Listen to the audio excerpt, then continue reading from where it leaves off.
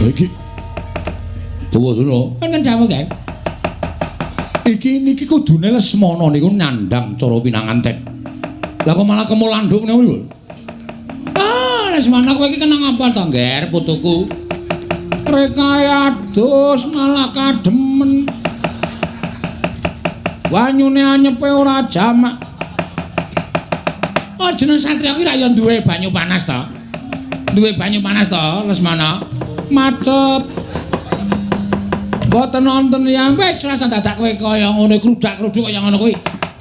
Sing seger awakmu, sing sehat, sing waras. Nggih. Mergo kowe arep rabi, Lesmana, kowe arep rabi.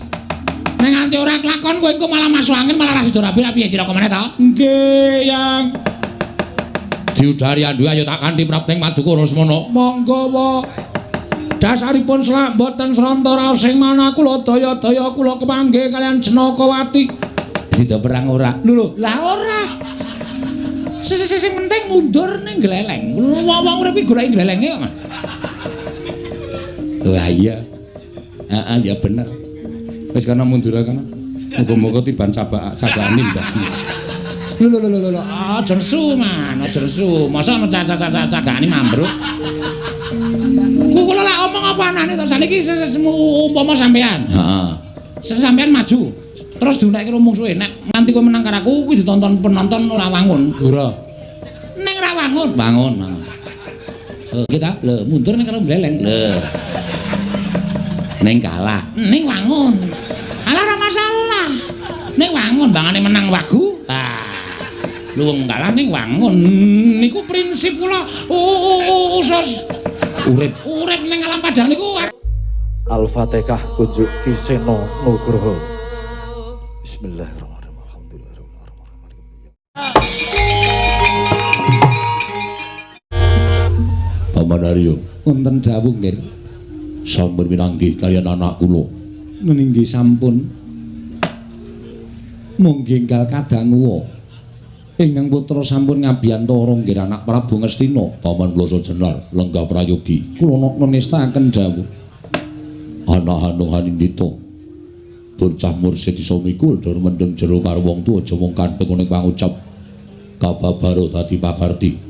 Lesmana Mandra Kumara Atmajaku Padhararja sak praptamu Lesmana Mandra Kumara.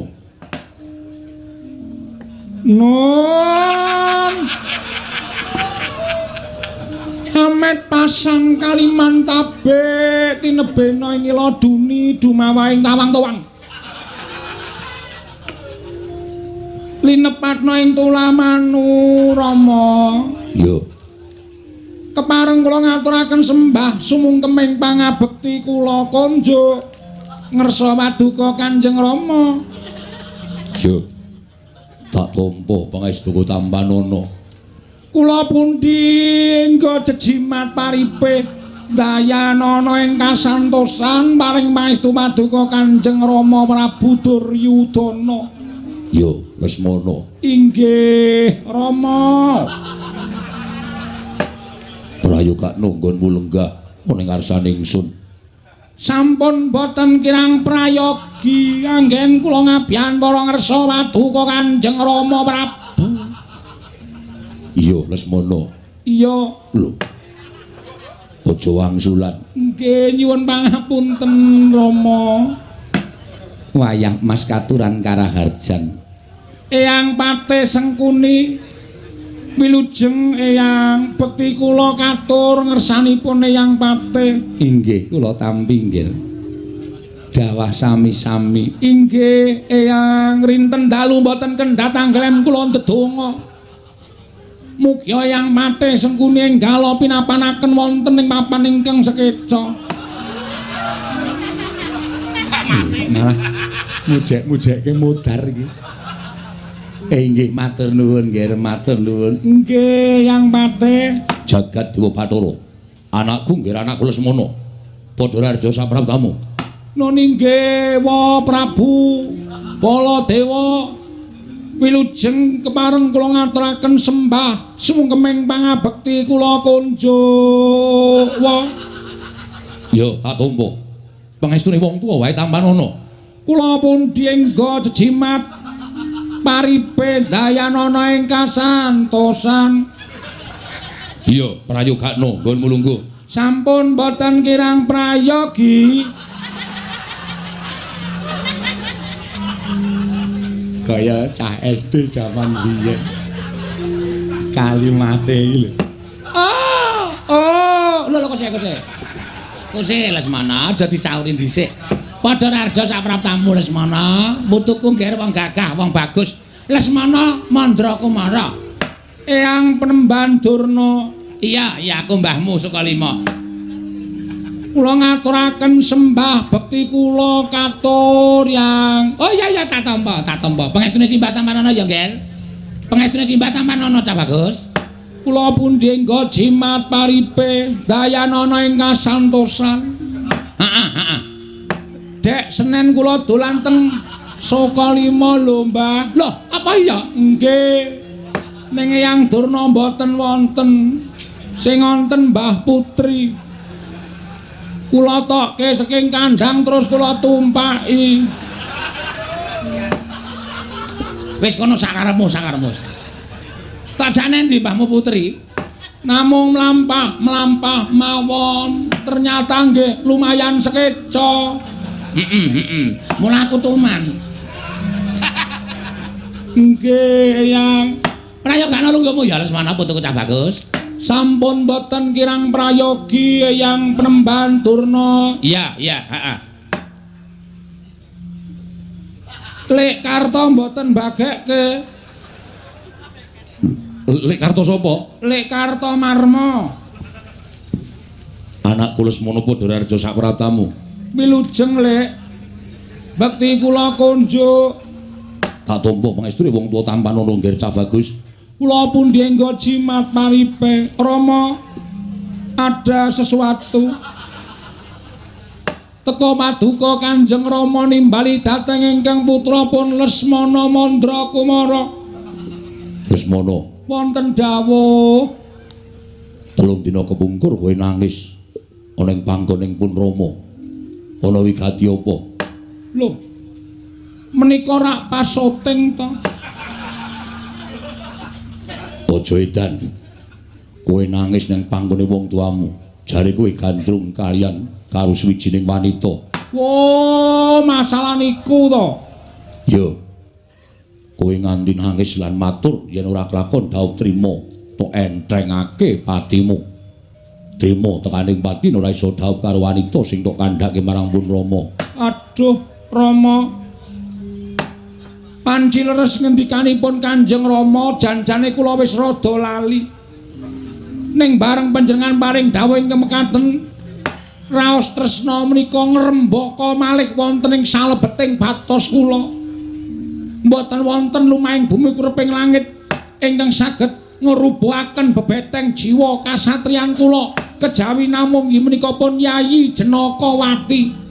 Oh, Jenakawati.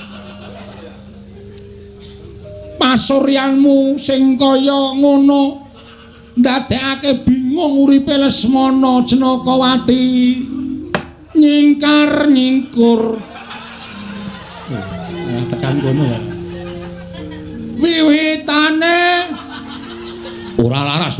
Kajenge Ya wis. lingsem yen kemutan. Nuwun sewu nggih, niku rak cakepan gubuk asmara to. Lah nggih niku kula teng ngimpen niku ketemu karo Jenakawati teng gubuk asmara. Nalika ngimpi, Nggih.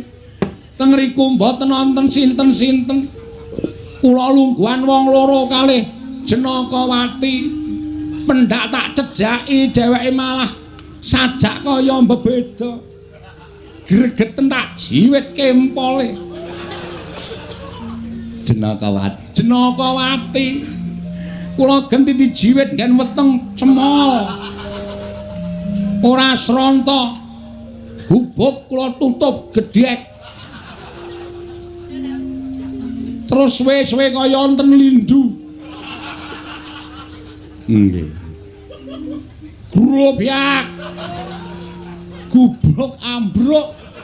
Kula nglilir bol tiba saka ngamben. Wiwit dina niku kula ra isa lali kalih Janakawati Dewaya prasetya tresna kalih kula Rama. Menawi Rama mboten saged ngrabehaken kula kaliyan Janakawati, kula pun tuku dadung. Lho. Ajeng nggih napa? Adung nggih kula gantung. Tinimbangane urip ora kelakon daup karo sapa-sapa. Pun manggagas ping pira kula ngarah wong wadon ora tau kelakon. Ming pengangen-angen tok. Nalika kula ngarah pergiwa kalah karo Gatotkaca. Nalika kula ngarah Pergiwati kalah karo Pancawala. Prantawati kalah karo Petra. Ing atase kula niku anake ratu nyenengi bakul mie ayam ora kelakon.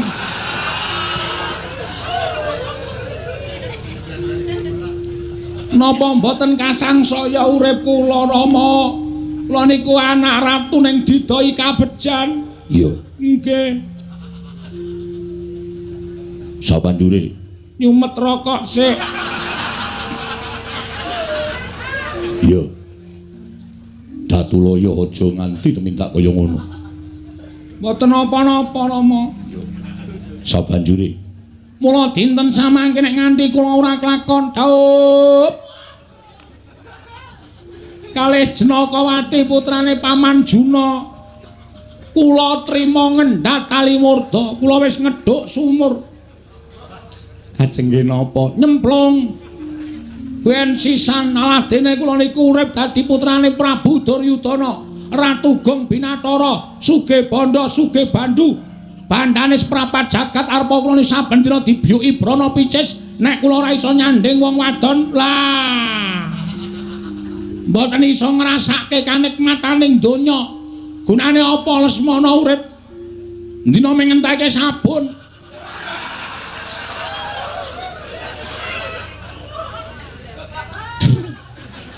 Terus gunane napa cobi kula tak takon.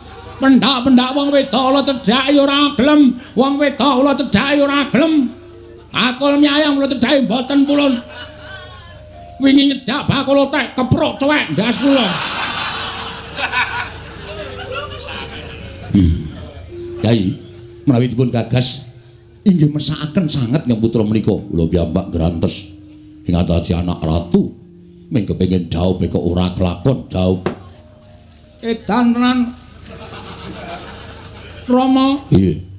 Dalu niki kudu kelakon nggih Rom. Kula daup kalih Janakawati. Iya, iya. Nek kula mboten enggal daup, kula niku ming bola-bali diampiri paman-paman kula Sata Kurawa. Pendak Jemuah Kliwon dijak ngidul. Entek akeh kula Rama. Tiba giliran kula wis esuk.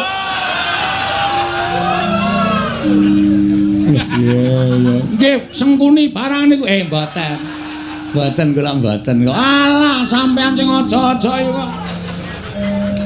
Pendanaan kasatriyan kula menipis. Merga solah bawane para Sata Kurawa. Mila dinten samangke Rama. Rama, Iya, iya. kula nyuwun Rama kersa ndhaupaken kula kaliyan Janakawati. Nek mboten estu Rama mboten ajeng nyawang anake urip wonten ing kasatriyan. Eyang, Pripun? kasatriyan kula namine napa? Saroja Binangun. Saroja Binangun. Panjenengan dumugi kasatriyan Saroja Binangun mboten ajeng semerep ingkang putra meger-meger nanging namung badhe manggihaken kula dados ngatang-atang dados batang Rama. Piye iki kok ming do meneng wae. Kene le omong wis berapi-api tak kira terus suluk. Ora. Wah, cilaka iki. Tembungku blas ora dipercaya babar blas. Rama, Ma. Iya. Menawi ngantos kula mboten kampang dhaup kalih Janakawati. Kula ikhlasaken pejagesang kula. Rama mboten ajeng saged pinanggih kula gesang wonten ing alam padang Rama menika prasetyaning manah kula Rama.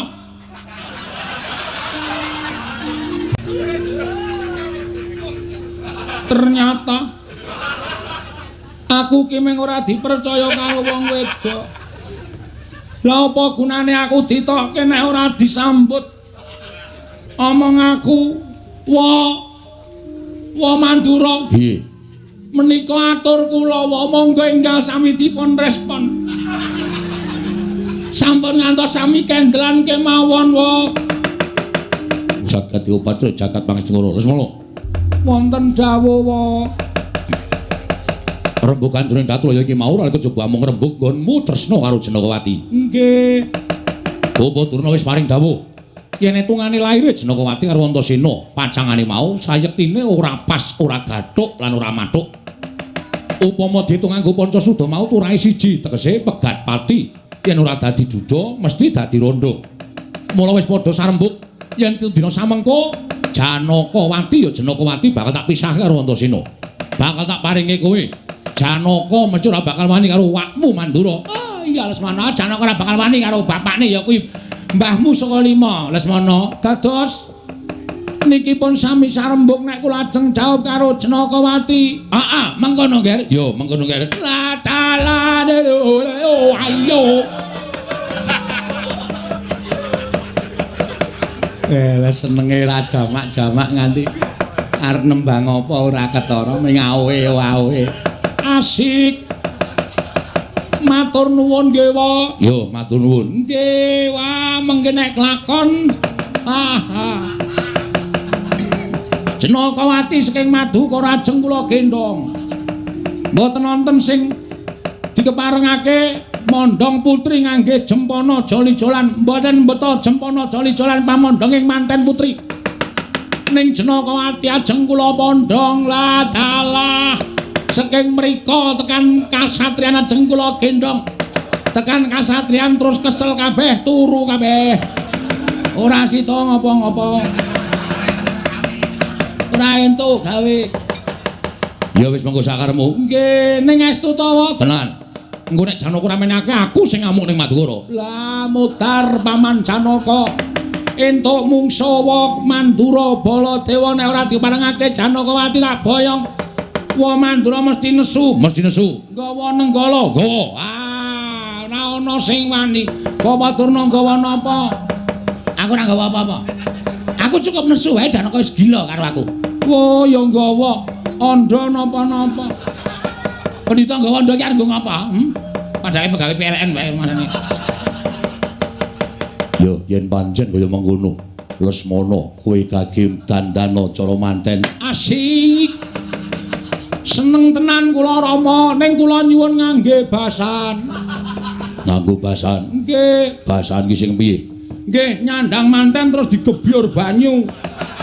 Niku basan terus kebos. Basan niku nganggo cara manten ning ora nganggo klambi ketok awake nika. Terus nganggo kampuh sing gedhe banget nika lho wayah Mas. Kaya tau-tau dadi manten. Dadak mulang Eyang Pati Sengkuni pokoke kula ngangge basan. Kula nganggo jare jerone training.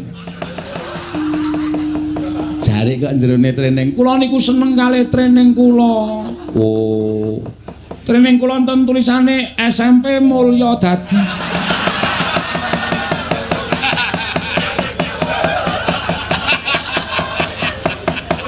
Nggih, niku kula eman-eman saking seneng kula. Nggih, kula semanggaken, Nggih. Ngangge kupluk. Mboten. Kula nganggo kabaret linmas. Oh. Manten nganggo kabaret linmas niku pripun lho? Kula niku anggota Linmas Mulya Dadi. Oh, nggih. Nggih. Mengke ben keto nek kula niku anggota Linmas. Nek mboten wonten kula mriki menika mboten tentrem. Oh.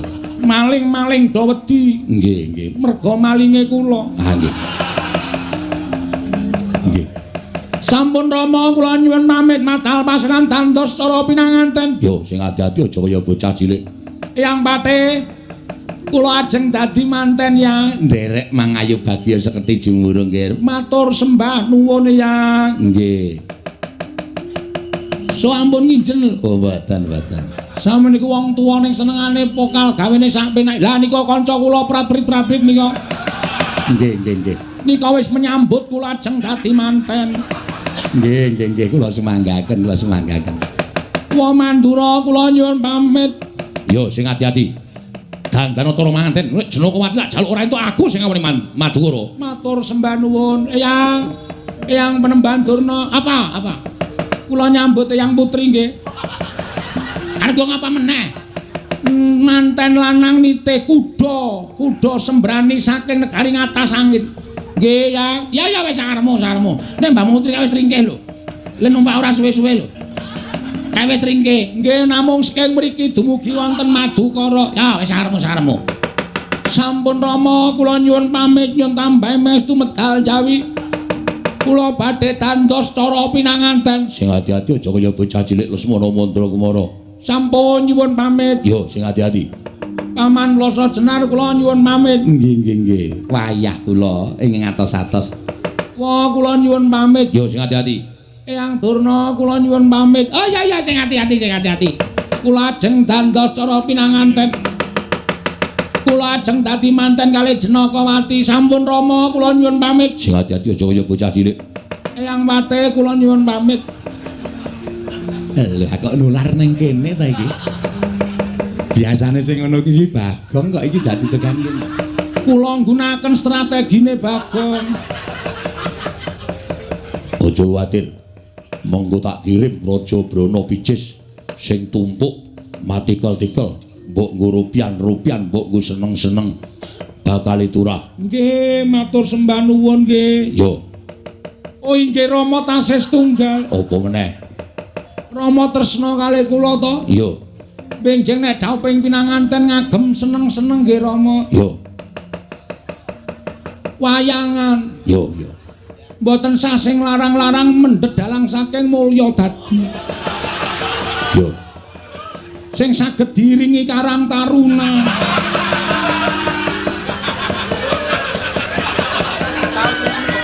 Niku mboten larang, murah tur elek.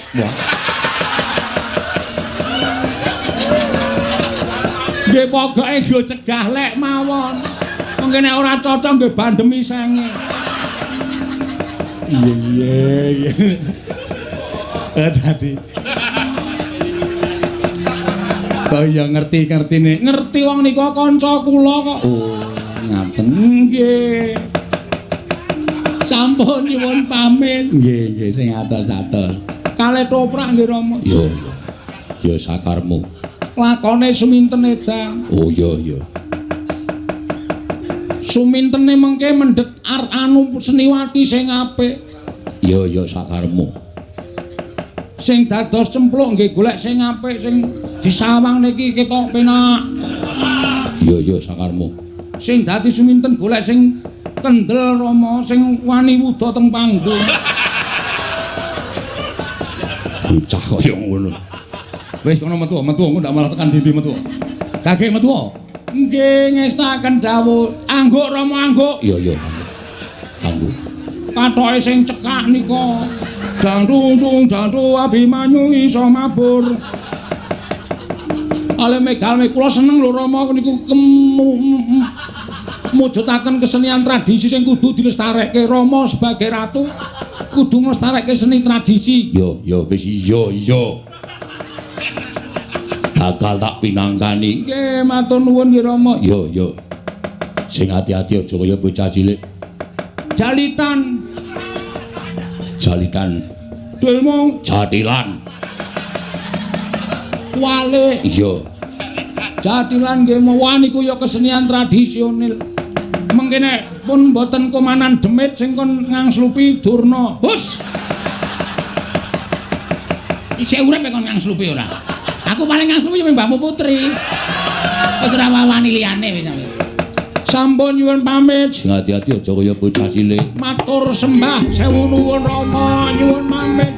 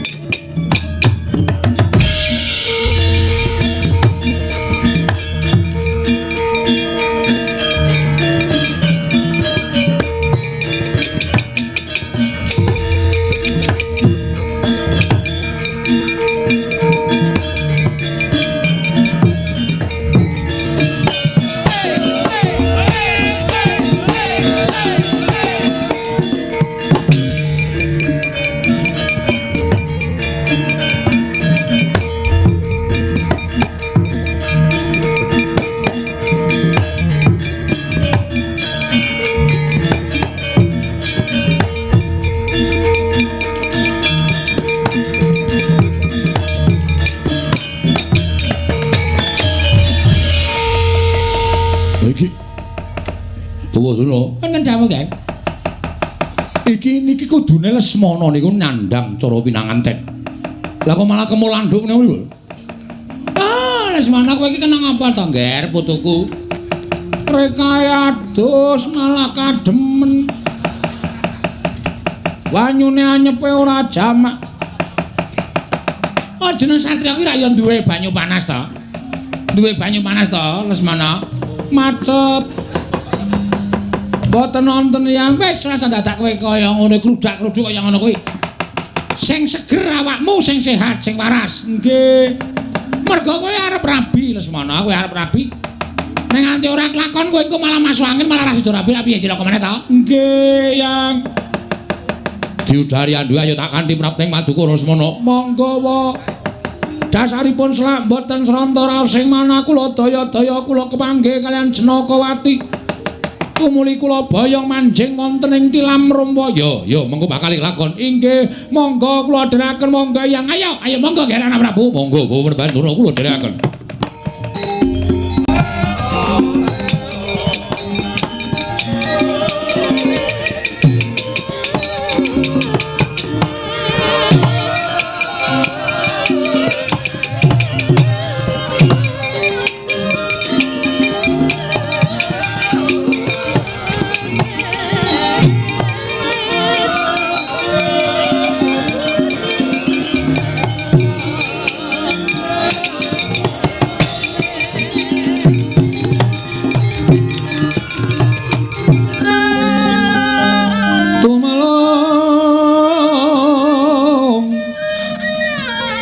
Mambat wetyan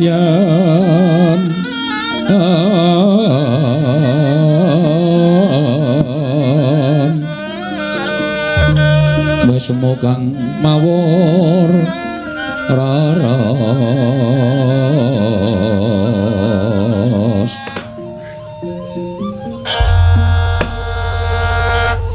niwang sumono mati luwih kana sasmintaning sun jagat wasisaning Upadara. Anakku nggir bocah bagus Setyaka padha rarja sak praptamu saka ing ngasatriyan tambak mas sowan ngersanipun Rama nggir. Rama tansah pinanganing kawidadan ing sambi kula sowanipun ingkang putra pun Setyaka kepareng kula ngaturaken sembah pangabekti kula kunjuk ngersanipun Maduka Kanjeng Rama. Ya tak tampa gawe gedhening atinipun Rama ora liwat pangestunipun Rama Tampanana kula pun dinggo jimat paripih. Ya mung rada gumun dene sowan moning ngersanipun Rama dinabyang dening sowane atmajaning Sun Stija Bamana Rakasura. Kasinggihan mekaten Rama Prabu. Kepareng kula ngaturaken sembah monggo ming pambekti kula kunjuk. Iya Stija tak tampa. Ora liwat pangestunipun Rama Tampanana kula pun dinggo jimat paripih dayananing kasantosan. Hanggir Setyaka katuran Karaharjan. Paman garap Baruji wilujeng bekti kula kunjuk Paman. Kula tampi nggih. Hanggir Stija katuran Karaharjan. Paman garap Baruji wilujeng bekti kula kunjuk Paman. Kula tampi. Nggih. Ingkang wong Widara Kandhang ngaturaken Karaharjan. Wapati Udawa wilujeng Hanggir Stija katuran Karaharjan. Wapati Udawa wilujeng bekti kula kunjuk kula tampi. Setyaka. Ana parigawe apa kulup? Mara gage matur marang Pun Rama. Teka sowanmu dadak nganti nglawan kadangmu Traju Trisna. Wale-wale menapa Rama? Estrinipun anggen kula nyuwun tulung lan Kakang Mas Stija Bamana Rakasura menika namung badhe ngiyataken rembaku anggen kula badhe kunjukaken ngersa Paduka Kanjeng Rama. Kosek to. Rembug sing kepiye? Kawuningan Rama. Estrinipun ingkang putra Setyaka menika sampun ngancik dewasa. Monggo rencang-rencang sakbaraan kula menika sampun nambut sinaning akrami. Mila sawanipun ingkang putra Setyaka wonten ing negari Ndarawati menika estrinipun namung badhe nyuwun pangestu saking Maduka Kanjeng Rama dinten sakmangke kula badhe mungkasi jejaka kula Rama jagat Dewa Bathara. Ya jagat pangestu Ngkara. Setyaka kula wonten timbalaning ngadhawuh. Netepi tetembungan nopor bebek mentas awake dhewek. Sira bakal dhawuh kelawan sapa nggih? Yen to pancen wis ana ceceking rasamu nandhukake rasa tresna kelawan sawijining wanita, marata gage matura wanita ngendi ingkang dadi lenging ciptamu? Wale-wale menapa Rama? Umahing bumi kureping langit menika boten wonten wanita ingkang keduga ngrubahaken jiwa beteng kasatriyanipun ingkang putra pun Setyaka kejawi. Mboten sanes kejawi namung kadang kula piyambak inggih menika pun Yayi Janakawati. Atmajanipun Paman Madukara. Mula ingkang saking menika Rama sowan kula Paduka Kanjeng Rama menika wonten suka liraning penggalih. Dinten samangke keparenga rawuh wonten ing Madukara anglamaraken pun Yayi Janakawati.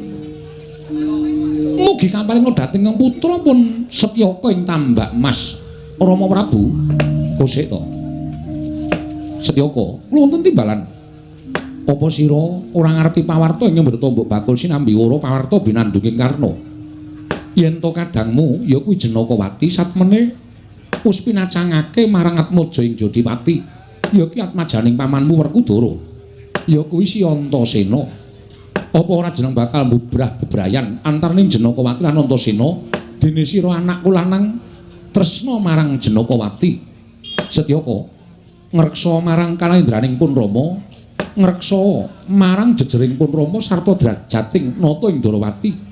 Aja nganti tingkah pakartining putra ingkang orek-orek marang pasuryaning wong tuwa. Mula wektu dina iki yen to sira bakal kepengin dhawuh karo Janakawati, paripaksa pun Rama ora ngideni. Sartane paripaksa yen bisa pun Rama bakal nduwa keparenging sarta kesediane anakku lanang Setyaka. Amarga yen to nganti kawanguran sira kulup misake bebrayaning Janakawati lawan Antasena, iki mengko sira padha karo nyiprati rah letuh kelawan pasuryaning ramamu ing Darawati. Setyaka. Manggahan guru sumbar lindhu bumi. Lindhu bumi konjeng kumalu dokuntur ketuk. Lunamit pasang kaliman tabit dina bina ini lho duni dimawaing tawang tuwang Rama. Kula ingkang putra pun Setija Bama Narakasura ingkang munjuk ngersa Paduka Kanjeng Rama. Setija darbi atur apa? Ngemuti bilih ingkang putra kadang kula Setyaka menika putra Paduka piyambak. Monggo nyatanipun Setyaka menika sampun kepengin sanget lan kumacelu dipun ladosi inggih menika Yayi Janakawati. Lajeng wonten pundi purukipun kadang kula pun Setyaka sampun boten wonten ingkang dipun toleh-toleh malih kejawi namung Paduka Kanjeng Rama Prabu Darawati. Mugi sakmangke anggenakna pangmaos Paduka kula kinten Paman Arjuna boten badhe wantun handhuwa dhateng parang Paduka.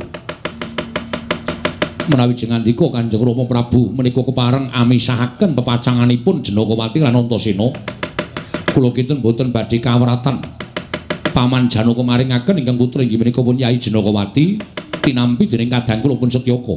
Duh Rama Prabu, menapa boten naminipun saru dinuling atasipun kadang kula Setyaka menika putra Paduka, putra Narendragung Binathara.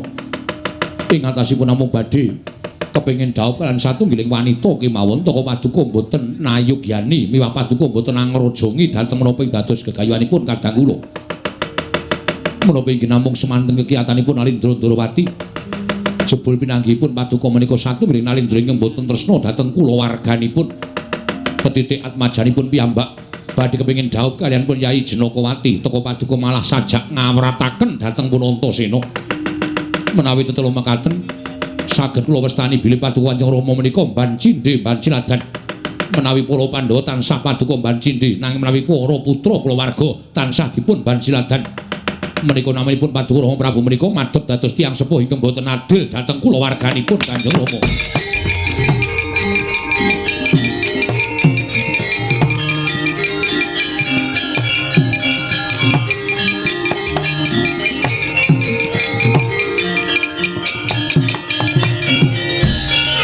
Jagat Bathara jagat pangestungkara Setija wonten nimbalan ingkang dawuh.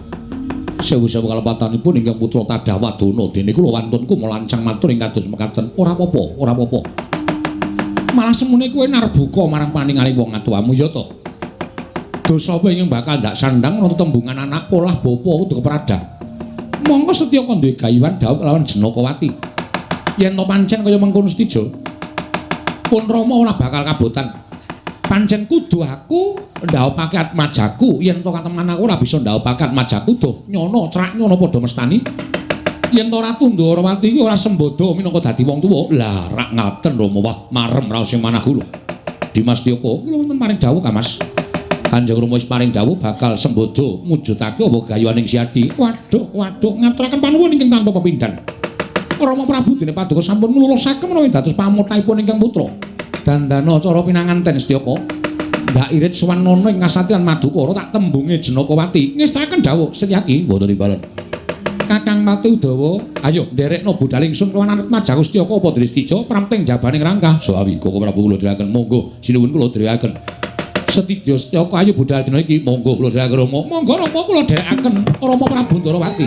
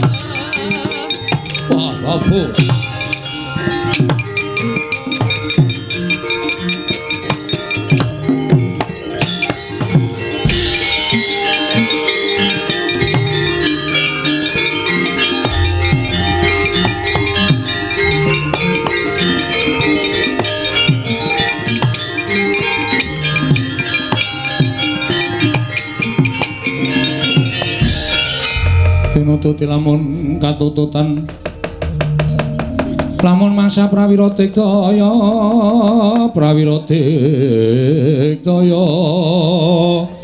lunanggono magawe gelarira wang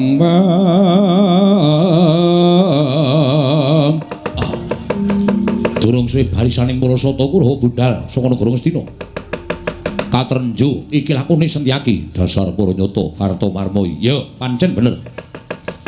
Ana wigati apa dene kowe ngirit sawadya blas segelas papan liwat dalan kene. Setyaki ana maran. Aja takon karep ayo minggir. Iki wadi tumraping sapa wae yen kena tak ngibaratake bakal nglakokake dom sumuruping banyu. Lho, gedhe sujanamu apa babamu. Oleh baca ora leh ngruda paripeksa. Kena liwat dalan kene ning bongkok ana gamanmu, gulung ana genderamu. Keparat padha karo kowe ngiwakake Balasata Kurawa. Setyaki, kowe karo aku ora ana perkara. Gandeng kowe liwat dalan kene dadi ning perkara karo Setyaki. Babu. Mesti anggere Kurawa budal menyang papan ketemu karo Setyaki mesti badi pasulayan. Pancen tak jarak kaya mengkono. Ora minggir saka harapanku. Ora bakal minggir tekan jaman apa wae. Yen ngono aku yang bakal nyingkirake kowe. Ayo yen pancen bisa singkirno Setyaki ora minggat tak tebak dadamu.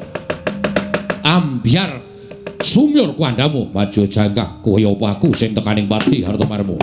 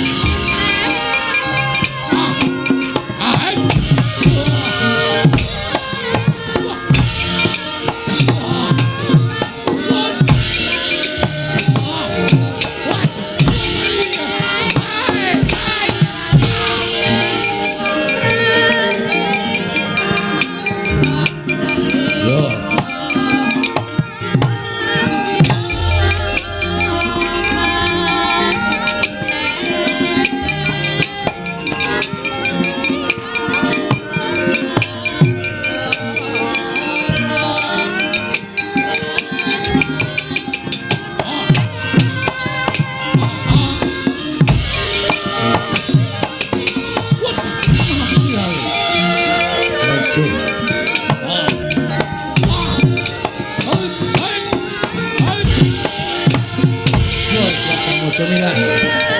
Ayo.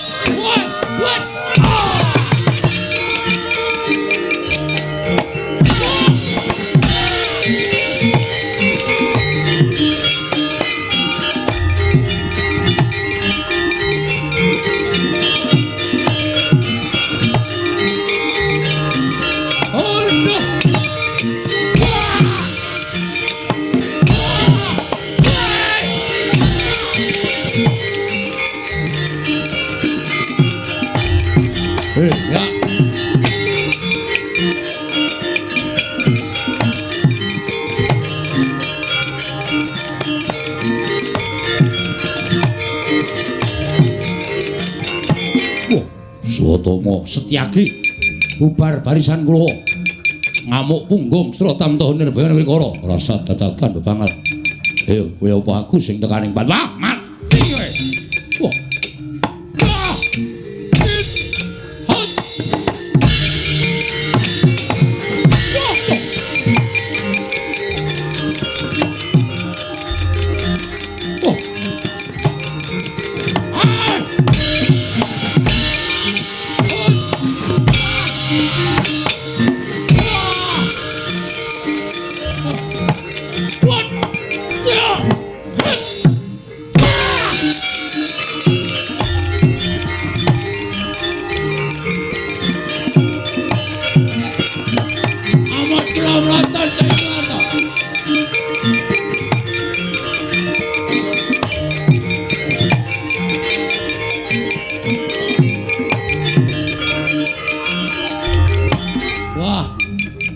Cencaki yo durma ganti ora usah melu maju ndak malah tekaning pati combong umuk adiguna ngembe kalau muncul kebalat kowe arep wong kayangan iki gililusi jalmotan kena kini lho yo ngejauh apa antem jebol jajamu diwana op wedan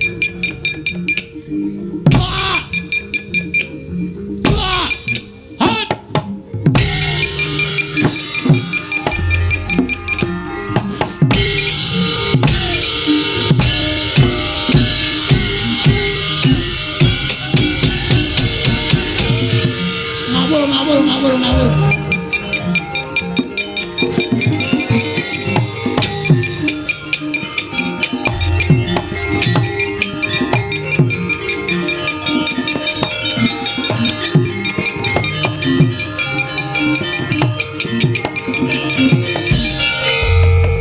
Pejah kula man kula semanggaaken ora Kurawa kok dadi geger ora karo-karuan iki ketemu sapa pinanggi kalian Setyaki kula minger ngiwa dheweke melu ngiwa kula nengen dhewe melu nengen sajae ora gelem disimpangi Sencaki pancen nek kali kula mesti gawe perkara terus dadi perang Sencaki ket biyen tekan sakniki digdaya man wah tenagane saya tuwa saya tambah rusa tangane kepelane saya antep kula semanggaken man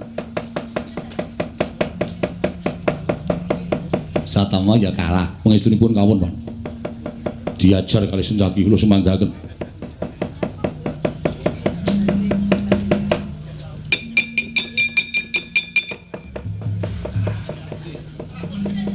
ngapa kok raine ditutupi apa cilik hah ketemu cilik bakal kowe jadi baboji aduh lah kok cangkemmu rusak kaya ngono ta Dur apa ta cilik apa iki ana sinten ketemu cilik jadi ora ta waging kawane iki kamane yo bu kebetulan ada selebete ngono ta ora normal aja beli ana dadong ada dadong weh kayak muni radong kok cetha Kenapa ya tak cakep rusak apa? Cangkeme rusak kabeh. Kenapa itu cakep rusak untune do protol. Apa? Untune do protol. Untune do protol. Protol. Nah, protol man. Berdepan itu kabar itu. Kenapa ya dia tuh? Oh kabarnya. Oh di. Putih kaya kok untune do protol man. Untune do protol. Kabar dia.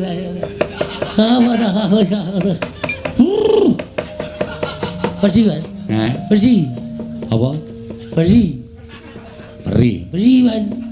Ada mana itu dia do kotor beri. Untune do protol mula rasane beri kan? Lah piye sapa sing arwani karo Sentyaki? Watak. Citraksi. Keman. Arep maju perang po. Mung suwe sapa? Sentyaki ngadang dalaning Kurawa. Wah. Keparat Sentyaki. Gugu karepe dhewe. Nek Kurawa liyane iso dikakaco anu kalake. Ning Sentyaki nek ketemu Rara Den Arya Citraksi ketemu babu anu batunya. Maju aja kok kian omong. Nek iso ngalahke Sentyaki kowe njaluk apa tak turuti. Siap man. Sentyaki kula apa potang-potane. Kuandane kula sempal babu. Babu meneh. Baune man. Mangkat to. Sentyaki mati tenang aku.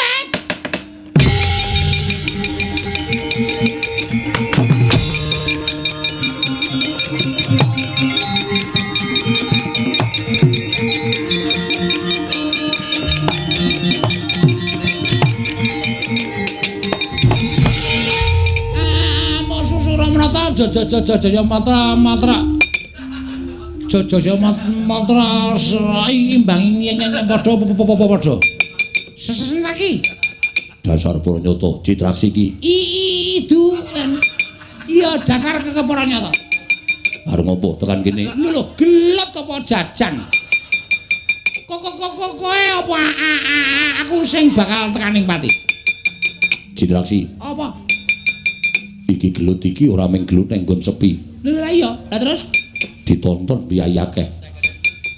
Mongko kabeh padha ngarani yen kowe gelut karo aku iki mesti menang aku. Apa? Nek nganti menang kowe, wong nonton semene iki padha mangkel kabeh. Ora wangun, ora sak mestine Citraksi kok menang karo Sentyaki. Ning nek engko gelut menang Sentyaki wong semene wis ngelumrahke dasari pancen kudu menang aku. Ha ya. Ayo. Lala terus dinimbangane kowe gelut karo aku kowe menang disawang wong ora wangun, luwung kowe mundur ning kalah ning wangun. Begitu ya? Iya. Iya, Sentyaki wis nek ngono wong urip iki golek wangun. Lah iya. Mula kang saka kuwi penakno kowe nang kene aku tak mundur ora sida perang ning wangun. Lah iya. Oke, selamat berkarya. Sukses. Salam budaya.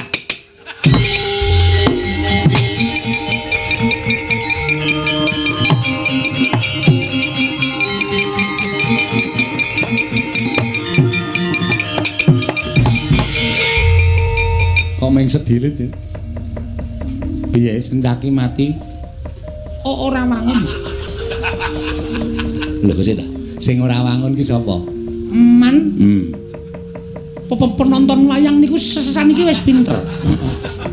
Wis cerdas. Kula nek maju perang niku kabeh wis do mbedhek Citraksi kae engko mesti modal. Niku batine penonton. Kula duarep karo Sentyaki. Sentyaki omong kali kula, Citraksi, nek iki ngomong menang kowe, kingko ki posisine ora wangun. Ditonton wong akeh ya mesti dodo ora seneng mergo kok Citraksi kok menang. Mula nek manut aku mbangane kowe engko menang ora wangun, luwung saiki kowe bali ning wangun. Bener ta, Man? Bener ora? Mbangane kula wani karo Sencaki, kula ngetoke kadigdayan kula menang ning Wagu. Awulung kula mundur ning Gleleng, ngata. Asida perang ora. Lho, lah ora. Sing penting mundur ning Gleleng. Wong urip iki goleki Glelenge kok, Mas. Lah iya. Heeh, ya bener. Wis kana mundur kana. Muga-muga tiban sabane Mbak. Lho, aja nesu, Man, aja nesu. Masa ana cagane mambruk. Kula lak omong apa anane to saniki umpama sampean. Heeh. Sesampean maju. Terus diunekke mungsuhe nek nganti kowe menang karo aku kuwi ditonton penonton ora wangun. Niku nek ming do ngrasani ora wangun kowe ora apa-apa, Man. Nek do mulih, ayo. Terus nyenyet nika pripun? Ming mergo Citraksi menang, terus do mulih, do ora trimo dadalange goblok. Citraksi kok menang ki mulih ya mulih rasa nonton wayang-wayang apa? Citraksi kok menang ki dalang kaya ngapa kae? Nggih mboten, luwung kula mundur ning tetep ditonton tur wangun. Ha iki mboten? Iya. Ayo ana munduran. Mundura. Ning ra wangun, bangun. Kita lho mundur ning karo Gleleng. Lho. Ning kalah, ning wangun. Kalah ora masalah. Ning wangun bangane menang Wagu. Luwung kalah ning wangun. Niku prinsip kula usus urip ning alam padang niku arep ketoke ra duwe ning Gleleng kok, Mas. Ra duwe kalah ning Gleleng niku urip paling penak niku ngoten niku. Kita bangun. Ora mendung ya. Nek mendung tak suwun karo sing gawe urip nyambron ndase Citraksi. Rumangsaku wong kok gobloke ora jamak. Sing goblok sapa? Lho, kok krungu wong nang riki karo riki kok. Kuku kula niku ora lumado ming nang eblek riki niki. Ngrasani kok. Oh, senengane pepate ora mbaji. Loh, mundur ning wangun. Ha iya. Lah sapa meneh sing arep maju ya? Paman. Kepareng kula badhe majeng Paman. Citraksa kasimbian.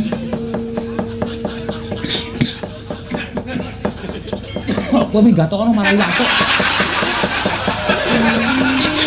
Aku kowe guyu aku marai watuk ora. Wis Citraksa aja maju ndak malah marai mengguk. Kurawa golek dalan nyangkal putung rasa methuke Sencaki goliyane le.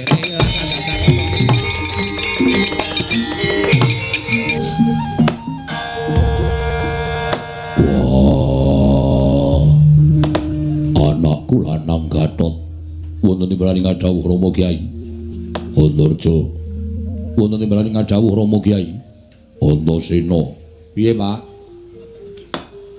Gatotkaca kowe tak kandhani mesti tuwuh tandha pitakon jroning atimu pepasren ya kuwi pepasren ana ing Jodipati umbul-umbul anggenggeng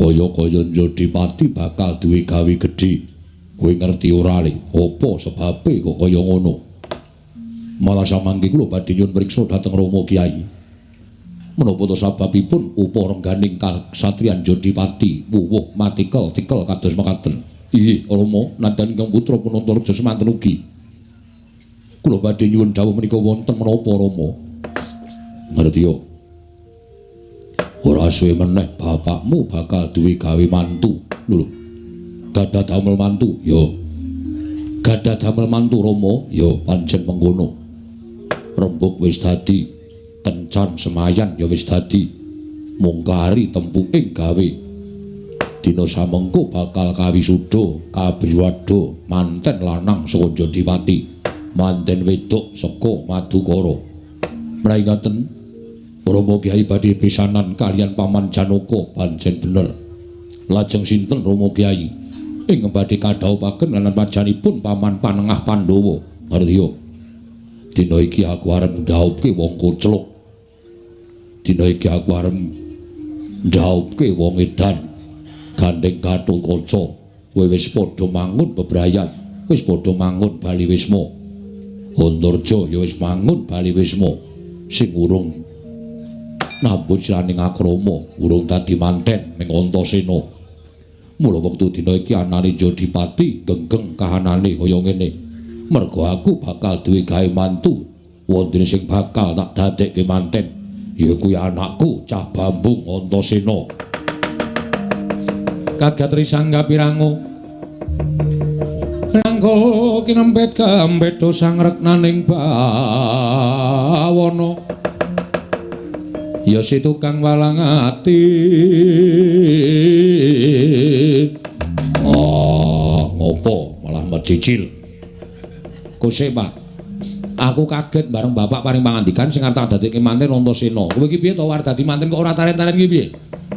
Aku ora tok tareni, ngerti-ngerti aku arep tok dadekke manten iki karepmu piye? Mongko wong dadi manten iki syarate nganggo pirang-pirang, kudu seneng atine. Mathuk karo mantene wedok ya cocok karo manten lanang. Monggo aku rumangsani aku wong ora sroga-sroga, ora iso basa, aku ora iso ndodho. Aku wong sing ora ngerti tata krama. Aku wis duwe penemu nek anake Paman Janaka ya kuwi si Janakawati ora bakal mladeni karo aku. Mergo kahananku sing kaya ngene. Mula pancen wis tak antepi niatku selawase urip aku upama ora ana wedok sing nampa karo aku jomblo. Tekan jaman apa wae. Jomblo ya apa dhewe. Ora duwe bojo ora apa-apa. Antasena, piye? Kakangmu wis duwe bojo loro-lorone. Kang mangkono gawe mareming wong tuwa, saora-orane tedhak turun Jodipati bakal pinardawa kamulyane. Apa kowe ora kepengin duwe anak? Apa kowe ora kepengin duwe putu ingkang bakal mbabar arum jenengmu sarta ngeling-eling jenenge wong tuane ya kuwi Antasena. Nek dipikir ya kepengin ning lah apa ana wong wedok sing gelem karo aku? Gelem, anake Jlamprung si Janakawati. Janakawati rung tau tepung karo aku, rung tau ketepet karo aku. Nek nganti wong nambusan ning akrama iki tanpa dilandhesi rasa tresna, kuwi bakale ana tembungan ana temanten sepasar bubar. Mula aja meksa, Pak. Iki kamardikanku. Aku gelem ya mesti lakoni, nek ora gelem nuwun sewu. Wah, nek ora gelem minggat. Ora usah dadi anake Werkudara. Kono lunga sing adoh, aja ngaku anake Werkudara. Lah iki ngene iki sampeyan sing eleke nang kene iki. Terus nek aku ora digandeng Werkudara nek iso anake mujiman lho piye? Wah, ora manut karo wong tuwa dinggo ngopo? Sawangen. Gatotkaca biyen kuwi ora tak tari ya tak rabekke. Antarja biyen ora tak tari ya tak rabekke. Ora usah ngengkel karo wong gerak.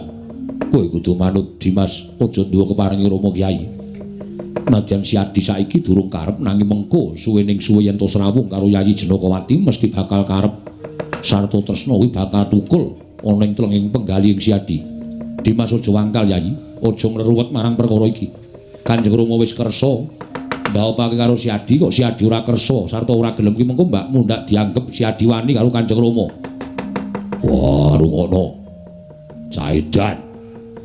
Omongane kakangmu ki rungokno. Klempas-klempus nyumeti udut. Udut ra njaluk kowe kok kowe rewel ngopo?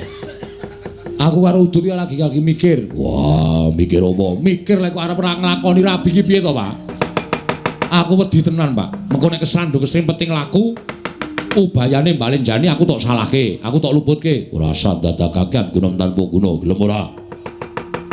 Yen kowe gelem ayo tak larapake Nyang Madukara, yen ora gelem ya wis aku tak ngandani karo Jlamprung. Yen manten lanang ora ana, mudhar. Manten lanang wis matek. Wah, jan sampean kejem tenan kok, Pak. Piye Kang aku, Kang? Manut wae Dimas aja nganti nyulayani rebuke Rama Kyai. Kakang Antarja piye, Kang? Manut wae Dimas. Aja nyulayani rebuke Kakang utawi Rama Kyai mengko ndak ora prayoga kedadiane. Nggih, wangsulan. Wangsulan. Wah, jane aku ki urung karep, Pak. Aku sing pengen dhewe. Dhewe iki bebas e. Kumpul-kumpul karo kancane ngalor-ngalor ngidul-ngidul biung-biung mulai ora lunga ora bali ora apa-apa. Nek di bojo ki lunga wis dina wis kepengin mulih, ndak ditakoke bojone jane aku pengen dhewe. Wah, saiki ngene. Rasa kakean gunem tanpa guna. Tak tareni kowe gelem menyang apa ora? Nek aku gelem tak anggap anak. Nek ora gelem minggat. Aja mulih ning Jodipati. Tak omong karo mbokmu ora ngayu nek Antasena mudhar. Aku wis ora duwe anak Antasena. Wani karo wong tuwa, wani wong gerang gunane apa tak openi seprono seprene. Ming dikon rabi supaya ana sing nyambung sejarahmu. Malah aturmu sajak werna-werna. Yen ora gelem ora apa-apa, ning aja manggon ning Jodipati, ngono mikat. Yen ora gelem ora apa-apa, aja ngaku anake Werkudara. Ngono wis saiki lunga sing adoh, aja ketemu karo bapakmu neh. Ya, gelem Pak, gelem Pak. Lah, rak ngono anakku.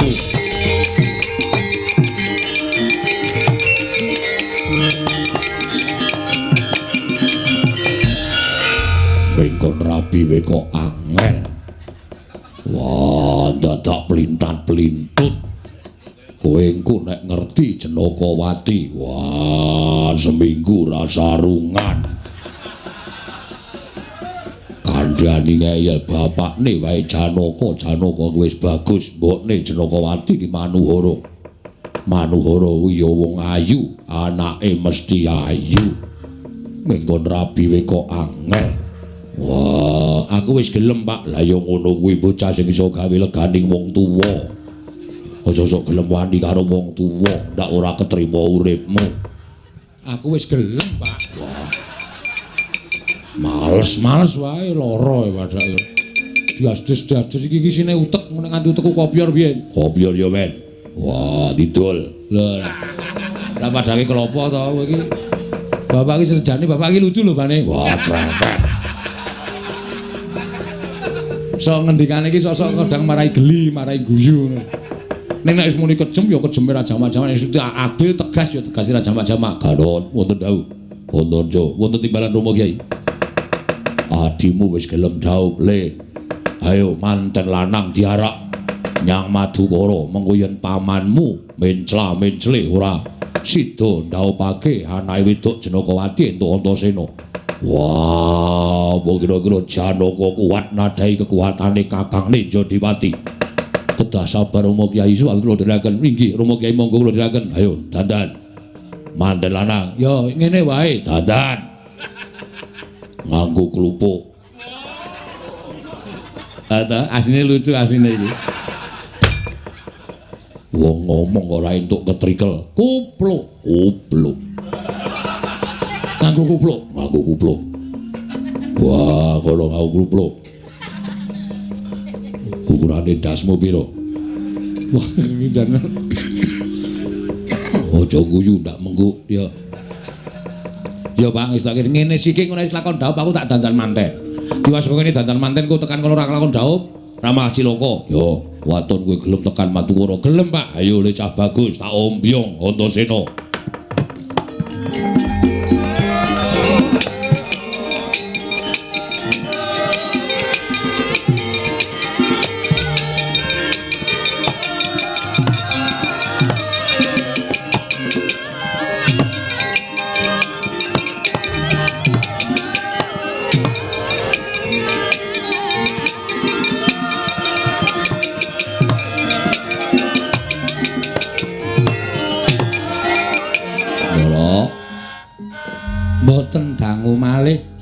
Tembuk ing gati wahyaning mangsa kala badhe nemahi. Ndika pun kencan semayan kaliyan Raka ing Jodipati.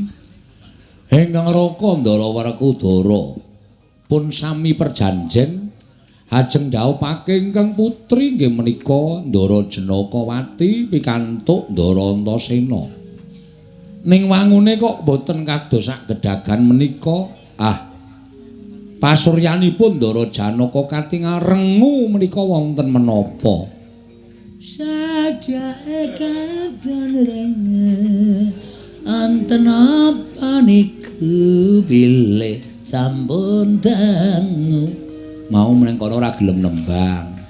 Bareng saiki wis rampung gara-gara genengan dhewe. Aku mung ngomongke Semar pasuryane Ndara katon rengu. Ha ya wong pasuryan iki ya iso katon rengu. Kowe senengane protes ora? Nggih, Dara. Wonten menapa, Gus? Nggih, Gus, wonten menapa? Nggih, Ndara, wonten menapa? Kakang Semar.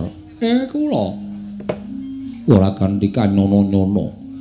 Saya nyedhaki tumapaking gati nggonku kencan semayan lawan Kakang Mas Jodipati. Nggone bakal ndhawuhake Atmajaku Si Antasena kelawan Janakawati. Nalika pendak bengi tansah kaprawasa marang impen ingkang leretke ora becik tumraping kasatyan Madukara. Kakang Semar iki dayane ngopo lan bakal ana apa? Mboten sah digagas.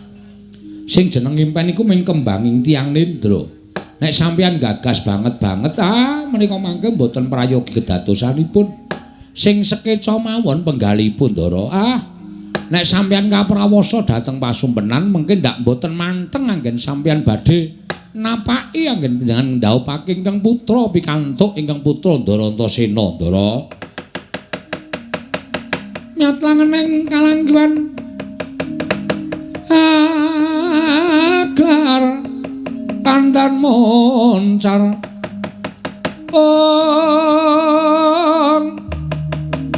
tinon ler kakonang surem sorotetan padang kasor lan pajaring purnameng gegono dasare mangsa katiga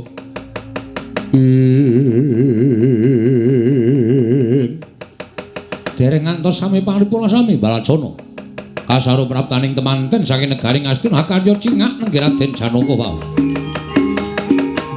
lang-lang dia mangung kong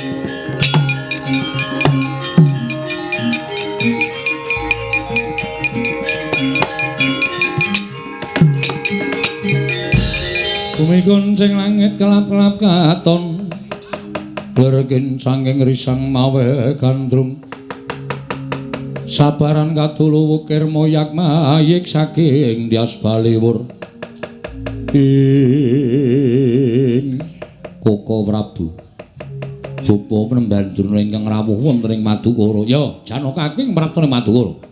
Oh ya Janaka aku sing prapta ning Madukara, Ngger. Inggih paman kula ingkang sowan. Iya Lesmana anakku cah bagus. Wonten menapa Koko Prabu dene Paduka rawuh wonten kasatyan Madukara. Janaka. Wonten dawuh. Dina samangka aku nglarapake marang Lesmana Mandrakumara. Ingkang gandrung-gandrung lawan Atmajamu ya kuwi Janakawati. Nggih, Yayi. Kuwi Welasa. Welasa kelawan Atmajaku ya Atmajamu dhewe Lesmana Mandrakumara. Yen to nganti ora kasembadan panjangkane dheweke keplalah ngentrengake patine. Oh, lan kowe nyumur apa Janaka yen to anakmu Janakawati karo tok jodhoke karo Antasena. Monggo miturut pitungan Pancasuda yen dituda 5-5 tibane siji tegese pegat pati. Aja mbok bacutke ya Janaka apa mbok bacutke. Mulyake anakmu aja nganti kowe kesusu.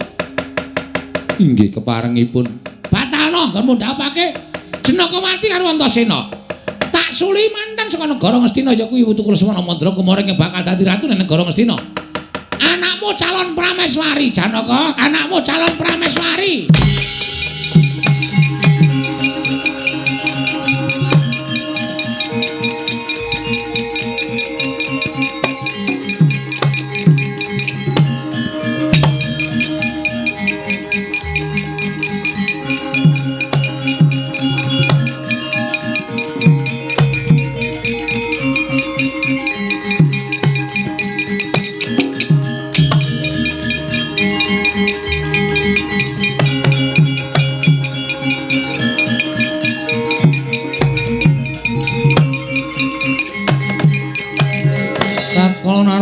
Praja Kresna Tandulasa hanyakra ring-mring Sang Resi Jahnawi Suta mring Sang Resi Jahnawi Suta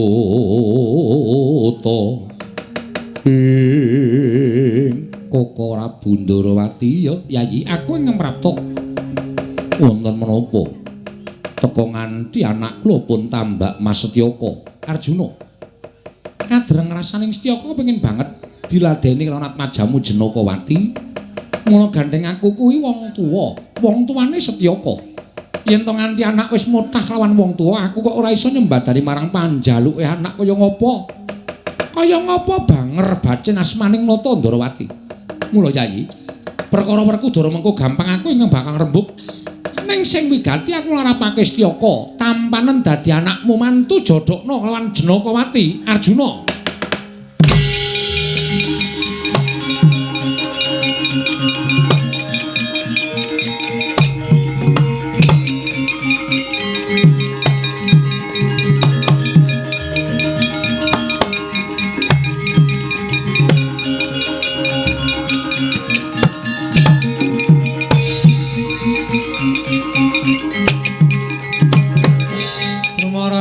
samya ngambreng ati arunaning kaswase dosang gondo astrat mojo lengleng lalu mangulati Kakang Mas Jodipati yo aku sing tekan kene Janaka nglarapaken dhateng pun Antasena panjen jumbuh lawan kahanan ing wis nate dijanjekake lawan aku lan kowe nedya bebesanan ya kuwi ngrabeke anakku Antasena karo Janakawati prataku ning papan kene bakal nagih janji apa ya sida mbok jodhokake apa bakal batal teko ning kene akeh para nalindra sing padha rawuh aduh Kakang Mas kula aturi semene sawetawis bingung kodheng sutaning manahipun ingkang rayipun Janaka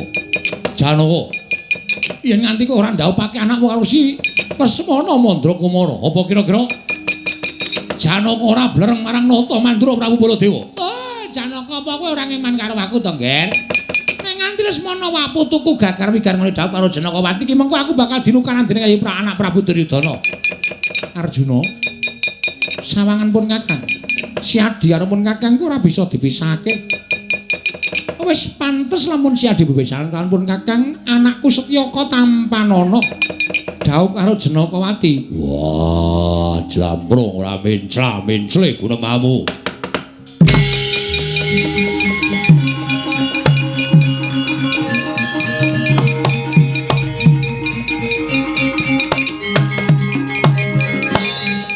aduh Kakang Mas kula mboten saged nengahi perkawis menika sedaya sami awratipun Bapa Durna menika pepunden kula Koko Prabu Ndarawati menika ugi pepunden semanten ugi paduka Kakang Mas ugi minangka dados sesembahan kula monggo nyatanipun sami-sami awratipun kula kedah kados pundi Kakang Mas wah Janaka nenggonana marang jiwaning satriya kowe satriyaning jagat mula nek duwe mantu ya kudu satriya sing sejati aja wong loro sauden telu saurupan aja mung wong cepethe ndak ngisin-isinke marang kasatriyane wong tuane ya kuwi kowe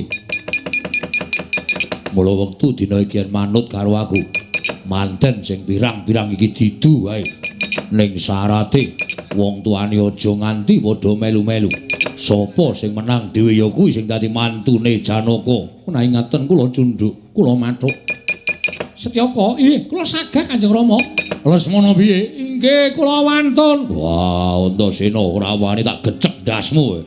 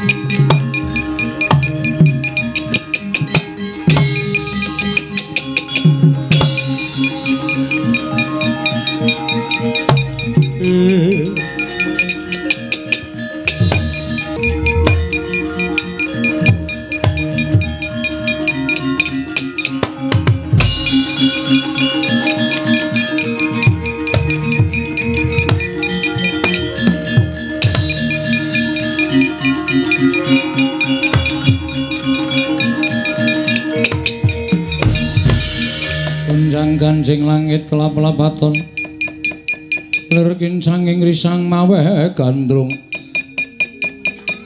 Setyaka kudune kowe ngalah ora bakal aku ngalah yen perkara iki sedumuk bathuk sanyari bumi nadyan mung sak dumuk jembaring bathuk nadyan mung sak nyari jembaring bumi wis ditetepake dening ingkang kawogan manten lanang kudu didu kabeh monggo ingkang mapan ning blabar waja janget cinencang iki Lesmana karo Setyaka mingkari sapa sing tekaning pati wo kramasi epek-epek legane ati kowe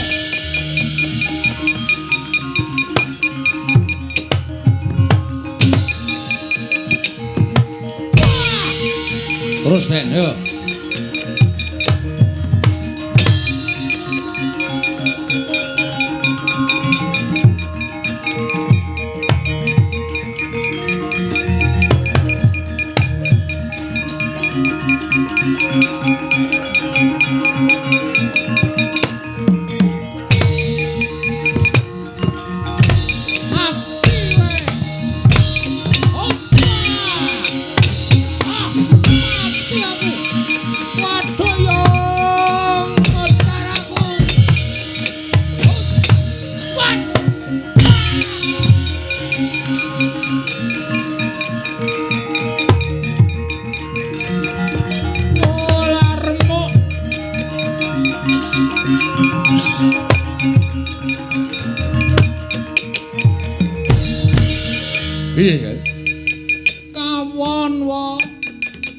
Setyaka nyata digdaya sekti kalintang wi apa ya kelakon tasida rabi Lesmana nyatanipun kawon kados pundi malih yang sampun mboten napa-napa lah jarene ora dawuh karo Janakawati trima tekaning pati niku rak wau sanikipun mboten dasare kula nyawang Janakawati jebul mboten srek lho ora srek piye? Nggih, pokoke mboten srek. Kirang bodine. Wah, lah kok dadi kaya ngono iki piye? Oh, ya wis, Ger. Kowe ngaku kalah kuwi tegese malah satriya, malah apik, malah becik. Sesuk ana mangsa kala ana putri sing bakal dadi lengeng cep tamu tak gayoke meneh. Tak gayong meneh aja kuwatir, Lesmana aja kuwatir.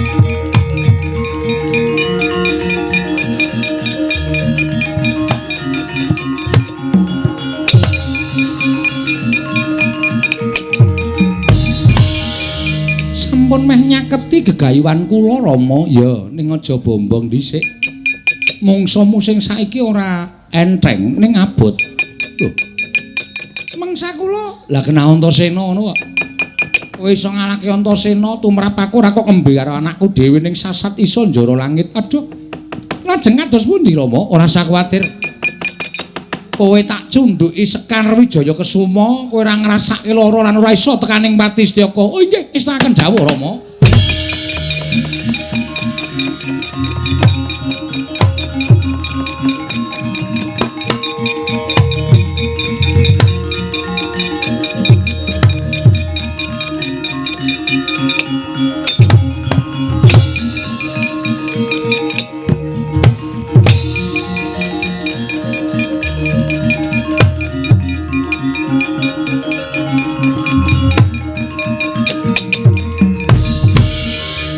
Tunggang ganjing langit kelap-lapaton lir kincanging risang mawe gandrung Antasena Kakang Setyaka piye sisihna rasa pasduluran ning kene iki sayembara kowe kanaku kudu dadi mungsuh sapa ingkang menang ngukup Dewi Janakawati wis nek Kakang Tambak Mas kepengin ngukup Janakawati kukupen aku jane ora niat rabi ning karo bapak dipeksa lho yang ngono apa ilang kasatriyaning Antasena?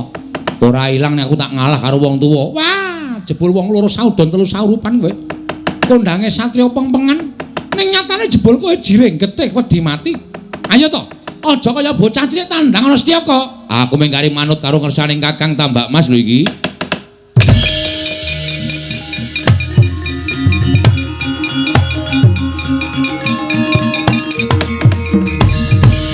Warak ngono. Tegese upama aku menang aku ngukup Jenakawati kuwi kurup. Ning nek kowe mau perang karo aku ngukup Jenakawati kuwi aku isin. Ya, aku mengkari manut. Ning nek apa-apa aja nyalahke Antasena. Ayo, coba nang kene, Cah Bagus.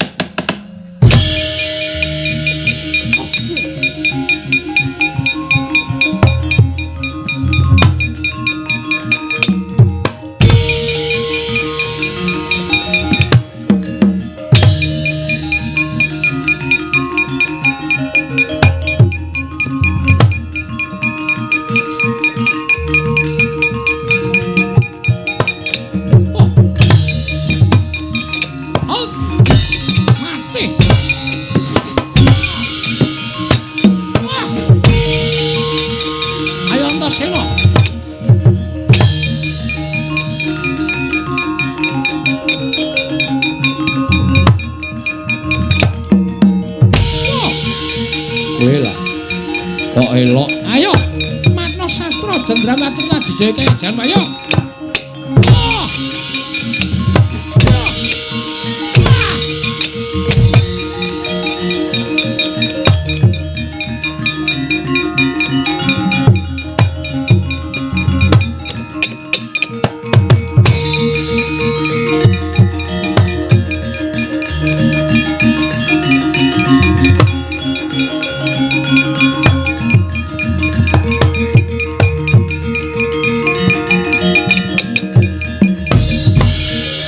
Petruk eneng apa?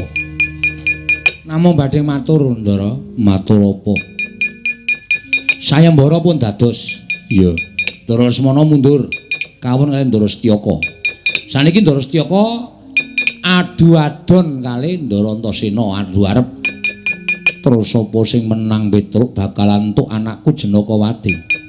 Mboten wonten sing menang, mboten wonten sing kalah. Ming kula gumun Ndara Setyaka niku selawase ra tau perang. Kok sagedakan iki ampuh ora jamak-jamak. Nampani tangane Ndara Antasena wae kuat. Ora tiba ora ngrasake lara. Ning kula kala wau kok curiga. Curiga perkara curiga perkara apa? Nek omongan karo aku sing sampean iki ya katut kok ora. Cubriya. Iya, Cubriya piye? Sinuwun Ndarawati kok sabiyantu. Kala wau mestakane Ndara Setyaka niku didemek Sinuwun Ndarawati, "Bu, wonten kula saka adohan." Lah kok dadi Ndara Setyaka dadi ampuh kegila-gila digdaya sekti kalintang jayaning perang.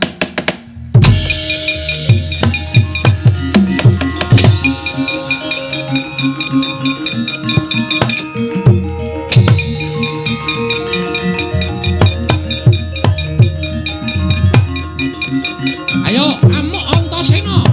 Wah! Ora apa-apa. Wis. Dar weh. Wis.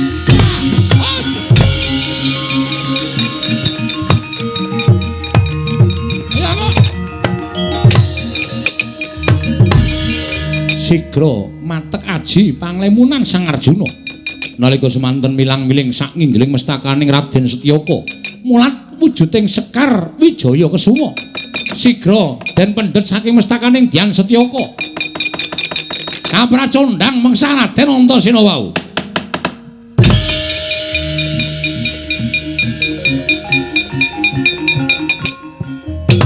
Ayo Antasena kowe aja mandheg. Mundhak suda karo sanmu asat kringetmu.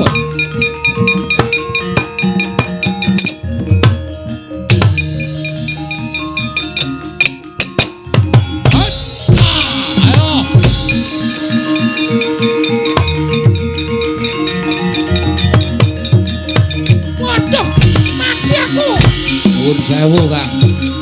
Aduh mati aku. Mati aku lho. Antasena aku culno. Ayo kapok ora.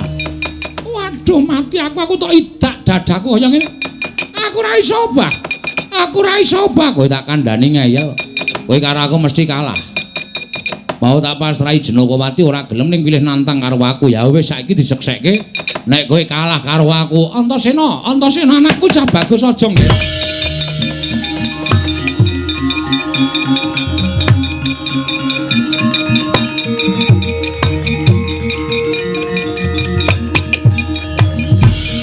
Luwarana ya cah bagus. Luwarana kakangmu Setyaka. Aku ingin njalukake kangapura. Ora kok, Dik, aku arep mentolo karo Kakang Setyaka. Ning Pakde dadi seksi. Nek kakangku Tambak Mas kalah karo aku, ya aku dadi Setyaka. Wonten dawuh Rama. Piye? Jroning sayembara kowe kalah. Tetep ana jiwaning kasatriyanmu. Aja duwe rasa kogel kagelan pikirmu ning tampan lakon iki kanthi ikhlas. Yen kowe nampa lakon iki kanthi ikhlas, malah kowe bakal wimbuh derajating kasatriyanmu. Inggih, ngestaken dawuh paduka Kanjeng Rama Prabu.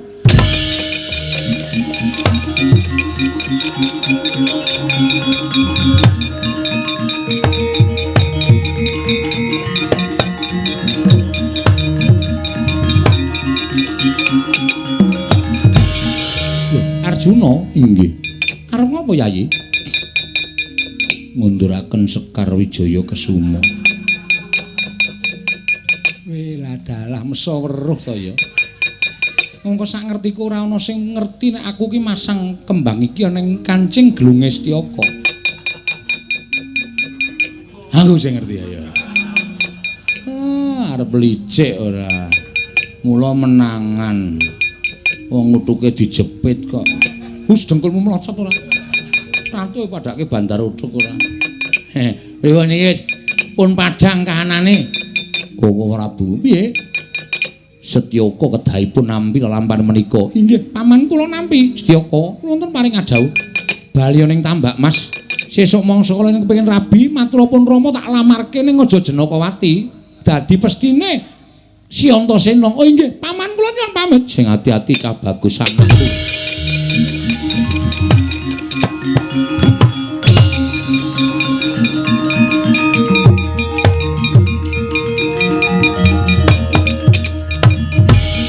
Petro, non.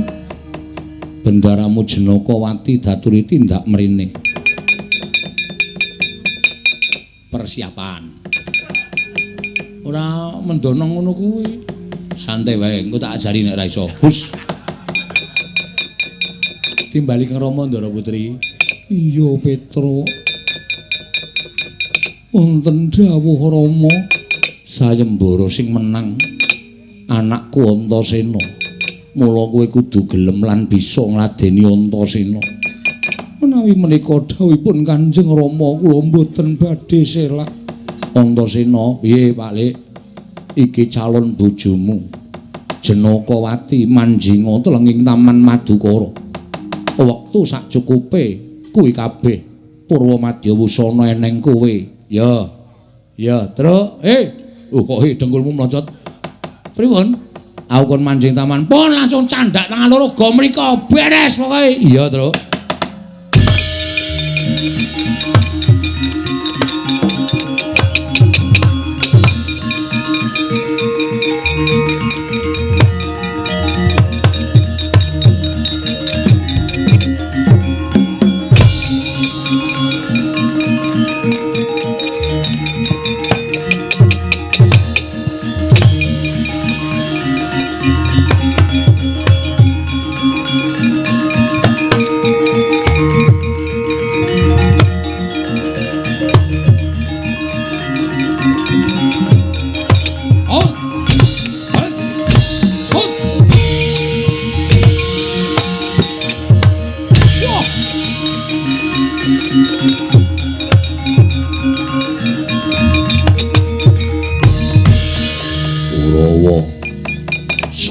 Sing ora trima Janakawati dadi bojone Antasena. Sing ora trima mungsuh gerangane sifat barat tiba papanmu dhewe-dhewe.